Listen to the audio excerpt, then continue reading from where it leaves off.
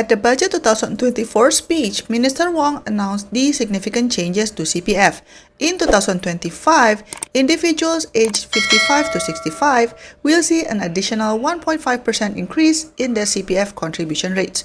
From 2025, the CPF Enhanced Retirement Sum will be raised to quadruple the basic retirement sum, setting ERS at $4,000 and $26,000. But the one that caught a lot of people's attention is that from 2025, the CPF special account for those aged 55 and above will be closed. The CPF SA funds will then be funneled to the RA or retirement account to fulfill the full retirement sum. Any remaining funds in the CPF SA will be moved to the CPF Ordinary Account or OA. For context, CPF OA has an interest rate of 2.5% per annum, but CPF RA and SA have a higher interest rate at 4.08% per annum, virtually risk-free. However, upon reaching the age of 55, CPF members have the option to withdraw specific amount from their special account. This is why people in Singapore perform this CPF SA shielding hack to optimize their CPF interest earnings by primarily using funds from their OA, which has a lower interest rate, to constitute their RA rather than their SA. So, the CPF shielding hack used to work this way. When we turn 55, a new retirement account or RA is created for us. Up to our full retirement sum will be transferred from our special account and ordinary account into this retirement account. The first pool of monies that will be transferred into our RA will come from our SA. This is because the balances in our special account have always been set aside for our retirement purposes. If we are unable to hit the FRS with just our special account funds, then our ordinary account balances will flow in to plug the gap. But the thing is, the special account got a higher interest rate than the ordinary account. So some people try to strategize as they prefer the money from OA to flow first to the retirement account. To shield our special account balances, we typically have to correctly time an investment into a low-cost and liquid fund offered by the CPF investment scheme before we turn 55. We're only trying to shield the amount and not trying to actually earn more than the prevailing interest rates on our special account funds. This will effectively shield our special account balances, requiring our ordinary account balances to flow into our retirement account or RA to hit the full retirement sum on our 55th birthday.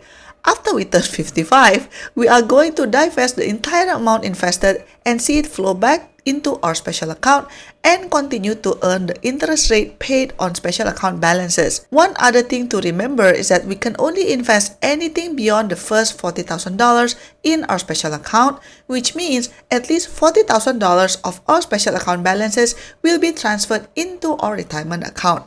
It's also important to remember that after reaching the age of 55, you can no longer transfer funds from your OA into your SA. The aim is to have more of your CPF money earning 4.08% rather than the 2.5%. Unfortunately, with the latest changes announced at the Budget 2024 speech, this CPF shielding hack will no longer be relevant from 2025 as the SA account will be closed. The government explained that, as a principle, only savings that cannot be withdrawn on demand should earn the long-term interest rate, and savings that can be withdrawn on demand should earn the short-term interest rate. There are still some questions about the details, such as whether you can still invest with your CPF SA when you are nearing the age of 55, but for now, we will just have to wait and see. There are other changes regarding CPF announced during the Singapore Budget 2024 speech besides the update on special account. So let's break down some of them and explain why they are a big deal. The first one is Enhanced Retirement Sum Boost.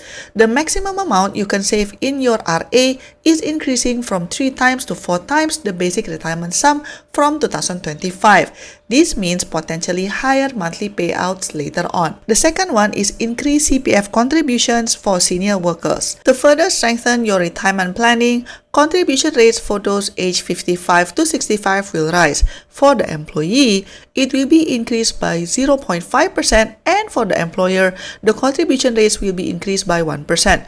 While this will translate to higher retirement savings in the long run, this also means that you will get less take-home pay every month. The third one is tax relief for CPF cash top-ups removed. The government will no longer offer tax relief for voluntary CPF cash top-ups. This is because the existing matching grant is considered a sufficient incentive. However, other tax relief options such as CPF Medisave contributions still exist. The fourth one is interest rates adjustment. Interest rates for special Medisave and retirement accounts have been raised to 4.08%. This means your CPF savings can grow faster to build your retirement nest egg. The fifth one is daily withdrawal limit implemented. A daily withdrawal limit of $2,000 is being implemented for CPF funds from the end of November 2024. This aims to encourage responsible savings and prevent impulsive withdrawals.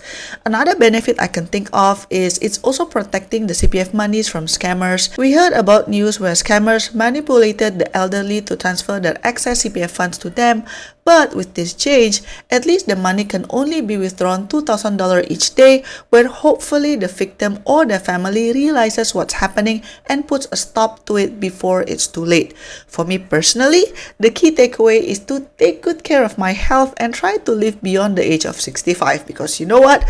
What's the point of seeing those numbers on paper if you are no longer around to enjoy it, right? So, what do you think about this change? Comment down below and let me know what's your thoughts. Don't forget to like and subscribe, and I'll see you in my next video. Bye bye.